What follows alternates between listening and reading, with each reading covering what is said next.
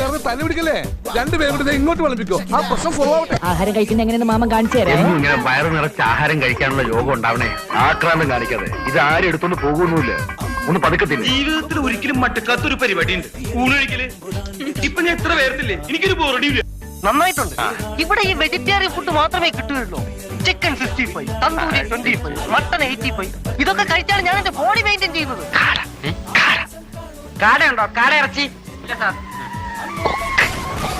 കൊക്കുണ്ടോ? കൊക്കിറച്ചി. നീ നമ്മുടെ മോനെ കൊണ്ട് അകത്ത് പോയിക്കോ. ഇല്ലെങ്കിൽ ചിക്കനാണെന്ന് പറഞ്ഞ് നമ്മുടെ ചെക്കൻ അവൻ തിന്നും. ഞാനും അങ്ങനൊന്നും കഴിക്കാറില്ല. പിന്നെ കഴിക്കുമ്പോ കഴിച്ചോണ്ടേയിരിക്കും. അത് കഴിപ്പ് കണ്ടപ്പോഴേ മനസ്സിലായി.